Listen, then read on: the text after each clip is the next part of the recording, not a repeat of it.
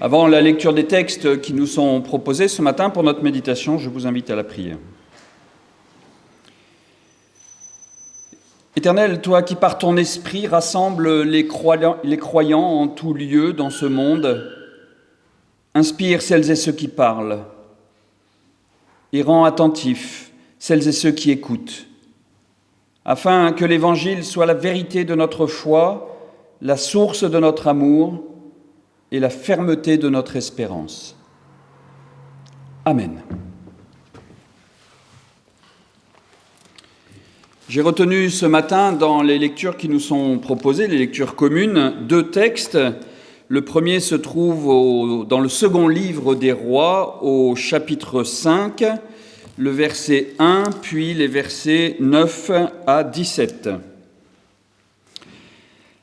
Naaman, le chef de l'armée du roi d'Aram, était un homme important aux yeux de son Seigneur. Il jouissait d'une grande considération, car c'est par lui que le Seigneur avait donné la victoire à Aram. Mais cet homme, ce vaillant guerrier, était lépreux. Naaman vint avec ses chevaux et son char et s'arrêta à l'entrée de la maison d'Élisée.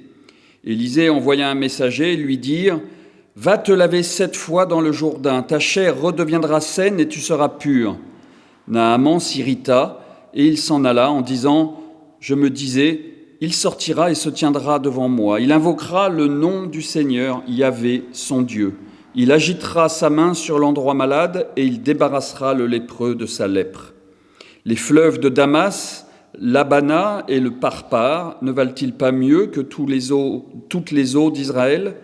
Ne pouvais-je pas m'y laver pour devenir pur ?» Il repartit en fureur.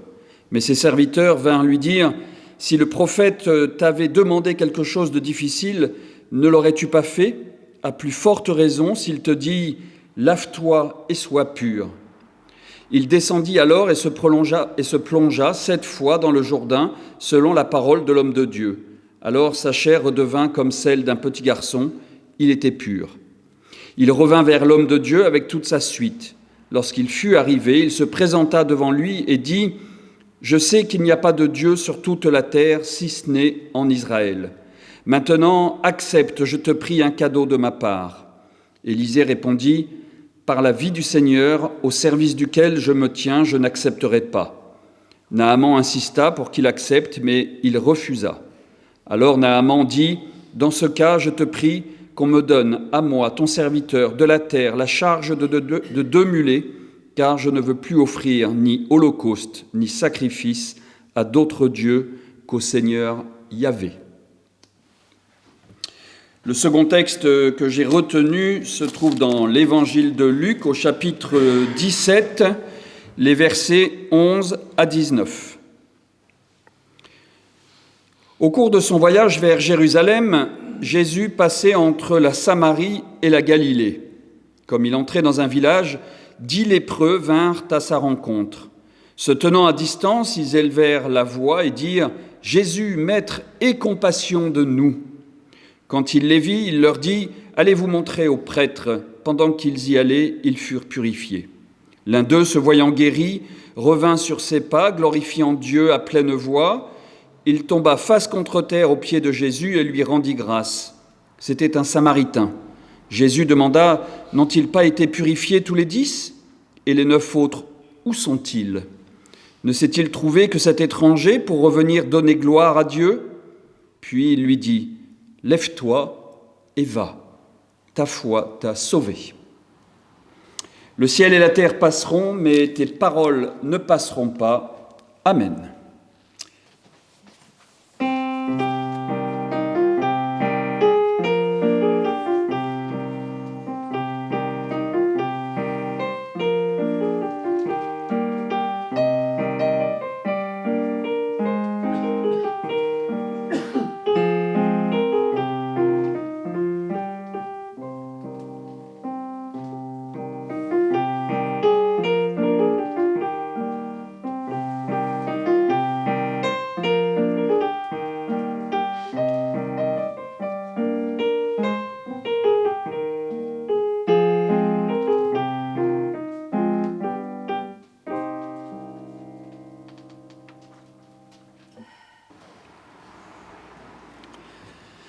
La question de la lèpre prend beaucoup de place dans la Bible. 2 chapitres entiers lui sont consacrés dans le livre du Lévitique pour apprendre à reconnaître la maladie, mais aussi pour la traiter, pour purifier le malade et celui qui est atteint depuis plus ou moins longtemps de cette maladie. Plusieurs personnages emblématiques dans la Bible sont atteints de cette maladie de façon éphémère ou plus longuement. C'est le cas, par exemple, de Moïse dans le livre de l'Exode. Souvenez-vous, Moïse est à côté de cet étrange buisson qui brûle sans se consumer, et Dieu lui montre sa puissance, la puissance de sa parole, d'abord en transformant un bâton en serpent, puis en faisant redevenir le serpent en bâton. Et juste après, Dieu fait apparaître la lèpre sur la main de Moïse et le guérit aussitôt. On voit déjà ici qu'il y a un lien entre la lèpre et la puissance de la parole de Dieu, mais nous y reviendrons tout à l'heure. D'autres personnages de l'Ancien Testament sont frappés aussi de la lèpre. Le roi Azaria, le roi Osias et, vous l'avez entendu, le roi Naaman. Les commentateurs bibliques disent que Naaman est frappé par la lèpre parce qu'il est vaniteux, parce qu'il est hautain, parce qu'il méprise. Tous sont frappés par Dieu pour ne pas avoir écouté la parole de Dieu. Et même si la lèpre touche aujourd'hui encore plus de 2 ou 3 millions de personnes à travers le monde, eh bien, on connaît les traitements médicaux pour y remédier, et c'est plus un problème financier qu'un problème de foi qui empêche cette maladie de disparaître. Ce récit de l'évangile de Luc pourrait donc paraître totalement hors sujet aujourd'hui. Il n'en est rien et nous allons le découvrir ensemble. Beaucoup de commentateurs ont lu ce texte de l'évangile de Luc comme une parabole, c'est-à-dire comme une image, comme un tableau qui cherche à transmettre un message à travers les scènes qu'il décrit. Par exemple, saint Augustin avait déjà fait de ce texte une grande parabole. Il voyait dans la lèpre le symbole des hommes d'Église qui professent de faux enseignements, des paroles contradictoires et des fausses doctrines. Et saint Augustin faisait donc déjà un lien dans ce texte entre lèpre et parole, les enseignements de Jésus et la parole de Dieu. Avant d'approfondir cette piste autour de la lèpre et de la parole, il faut bien reconnaître que ce texte fait appel à de nombreux symboles. Quand on lit par exemple le chiffre 10, il n'est pas besoin d'être un théologien averti pour que ça fasse tilt et que l'on pense directement qu'il doit y avoir une référence au décalogue et aux 10 paroles. Et quand on voit ce Samaritain, on pense nécessairement à la Samaritaine à qui Jésus a demandé à boire et à qui Jésus a promis la vie éternelle si elle boit de son eau, c'est-à-dire si elle s'abreuve des enseignements de Jésus, donc de la parole de Dieu. Mais surtout, on pense à ce Samaritain qui vient sauver un voyageur anonyme attaqué et laissé sans parole de compassion. Il est laissé pour mort par des bandits. On se souvient aussi que les Juifs considéraient les Samaritains comme des païens infréquentables parce qu'ils pratiquaient une religion impure dont la parole n'était pas reconnue. Vous entendez déjà qu'à travers toutes ces images de ce petit texte s'entremêlent ces questions de parole de Dieu, de pur ou d'impur. Ensuite, je voudrais attirer votre attention sur la question de la guérison de ces lépreux. Dans la traduction que je vous ai lue, la Nouvelle Bible seconde donne pour titre à ce passage « Jésus guérit 10 lépreux ». C'est aussi ce que laisse penser une lecture rapide du récit, et nous avons tous en tête cette idée que les 10 lépreux ont été guéris par la simple parole de Jésus qui les a envoyés se montrer aux prêtres. Mais où est-il marqué dans ce texte que les 10 lépreux ont été guéris ? Le texte parle de purification, et pour un seul seulement, un seul des lépreux se voit guéri. Et le verbe grec veut aussi dire consolider, raffermir. Et le Lévitique est clair sur le sujet. Pour être purifié, ou aller se faire purifier, il faut d'abord être guéri. Et c'est seulement le Samaritain qui revient vers Jésus, qui se voit guéri, qui se voit consolidé, qui se voit renforcé. Mais renforcé de quoi exactement ? Cet homme est guéri dans son cœur, il est renforcé dans sa foi, il est raffermi dans sa relation à Dieu. Vous voyez qu'il faut être attentif aux mots et à la parole. Après cette mise en bouche, alors regardons de plus près ce qui est à l'origine de la lèpre.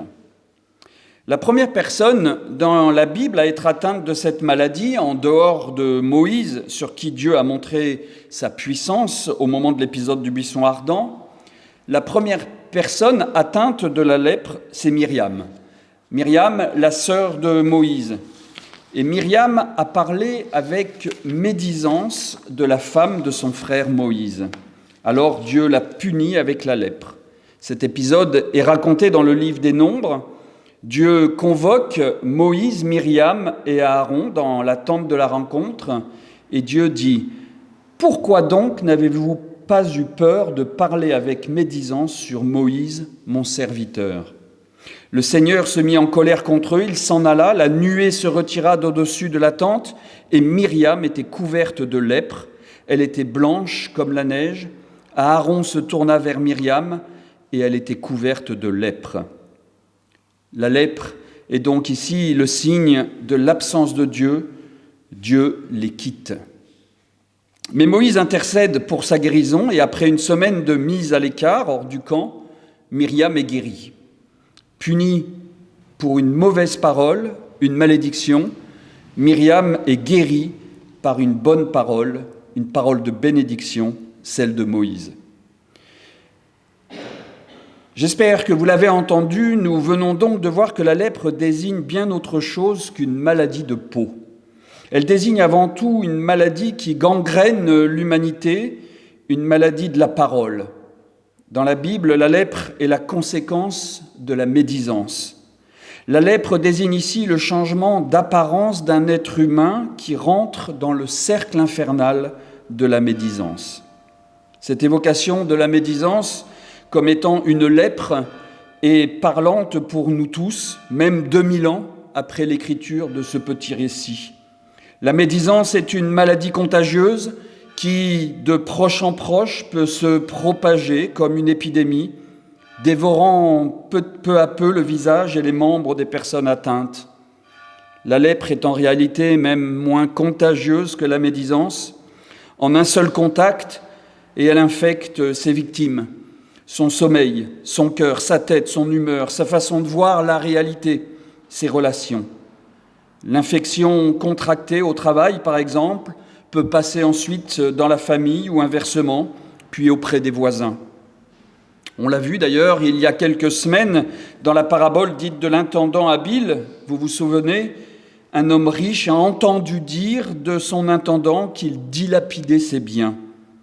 Il a entendu dire. Mais n'est-ce pas de la médisance qui s'installe ? Cet homme est condamné à perdre son travail sur la simple base d'une médisance.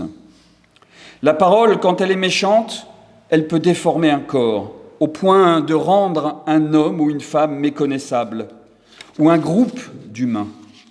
Elle peut même tuer, et elle empoisonne toujours, même un roi comme Naaman, même une prophétesse comme Myriam, puis le peuple tout entier comme une contagion se répand par d'invisibles germes grignotant les hommes vivants. Mais la parole peut aussi faire vivre, nous dit ce texte de l'évangile de Luc. Alors que 10 hommes étaient atteints de cette maladie, ils ont rencontré Jésus et ils ont demandé de la compassion, c'est-à-dire qu'ils ont demandé de l'aide. Ils lui demandent une parole bienveillante pour amorcer une conversion. Et c'est seulement en se dirigeant vers les prêtres, ceux qui symbolisent ici la tradition, le rituel religieux, que l'un d'eux fait demi-tour et effectue sa conversion littéralement. Et il glorifie Dieu à pleine voix, dit le texte. On entend bien qu'il s'agit de beaucoup plus d'une prière de reconnaissance et de louange pour dire merci pour une guérison. Cet homme est passé de la parole de médisance, sa lèpre, à une parole de louange. Elle est là, la véritable conversion. Elle est là, la véritable guérison. Elle est dans le changement de la façon de parler de Dieu.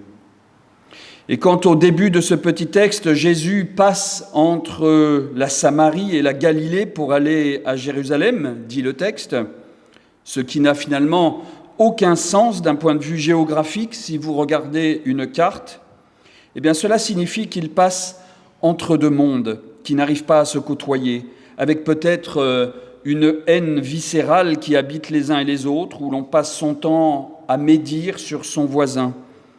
Il faut que 10 lépreux viennent à la rencontre de Jésus pour comprendre qu'une parole peut renverser le cours des choses et rappeler les 10 paroles de vie que Dieu a données à son peuple. Nous l'avons remarqué au début, le chiffre 10 fait référence au décalogue, aux 10 paroles. Et vous comprenez maintenant que nous pouvons prendre le risque de lire ce récit des 10 lépreux comme une métaphore des 10 commandements. Mais dans ce récit, il y a une sorte de critique de l'histoire, de la tradition, de la répétition, du rituel. Et c'est dans ce sens que ce récit des 10 lépreux est une parabole que l'on pourrait appeler la parabole des 10 commandements. C'est de cette tradition que le lépreux samaritain va se libérer en faisant demi-tour. Il se détourne du religieux, du rite, pour se tourner vers la grâce de l'Évangile que représente Jésus. C'est d'un Samaritain, celui-là même qui n'est pas reconnu comme pur, que va surgir une parole de grâce et une parole d'amour. Ce Samaritain qui se sépare des autres en glorifiant Dieu symbolise le plus grand des commandements selon Jésus, celui qui se distingue des autres par sa grandeur et que ce lépreux reconnaît en Jésus. Tu aimeras le Seigneur ton Dieu de tout ton cœur, de toute ton âme, de toute ta force et de toute ton intelligence et ton prochain comme toi-même. C'est donc dans ce demi-tour du Samaritain, c'est dans le surgissement d'une parole plus grande que les autres que se trouve la bonne nouvelle pour nous tous aujourd'hui. Et quand Jésus dit à cet homme que sa foi l'a sauvé, eh bien, ce n'est pas de la lèpre qu'il est sauvé, c'est de la loi qu'il est libéré en se détournant des grands prêtres qui devaient le purifier. Il fait véritablement acte de conversion en changeant de paradigme, en changeant le fondement de sa fidélité. La nouvelle foi de cet homme, c'est celle que nous offrent les évangiles. C'est celle de la liberté de vivre sa foi et de penser sa foi. Après sa guérison, la foi n'est plus une croyance à des dogmes, à des lois qui définiraient les règles de pureté ou d'impureté, mais la foi devient une conversation avec le monde, elle devient un dialogue avec celui ou celle qui nous interpelle dans nos propres convictions. La foi des évangiles, c'est non seulement l'accueil de l'autre dans sa différence, comme ce Galiléen qui accueille ce Samaritain, mais la foi devient aussi un vrai changement de croissance, de guérison et de transformation. Et même dans l'Église, la lèpre nous guette de façon sous-jacente quand elle ne s'est pas déjà déclarée. Le Christ appelle chacun d'entre nous à cette guérison, à faire naître en nous une autre parole. Par notre foi, par notre fidélité aux évangiles, nos vies deviennent alors un chemin de vie qui permet à chacun de nous de s'améliorer, de devenir plus grand et de s'édifier. La foi n'est plus le respect d'un corpus de prescriptions, l'attachement à un ensemble de règles et de lois auxquelles il faudrait croire, mais la foi devient un véritable chemin d'apprentissage pour une vie nouvelle. C'est ce que nous offre chaque jour cette relation au Christ ressuscité dans nos vies, un apprentissage permanent à travers nos rencontres, mais aussi à travers ces questions permanentes sur nos convictions, et une guérison de nos lèpres qui veille en nous. Amen.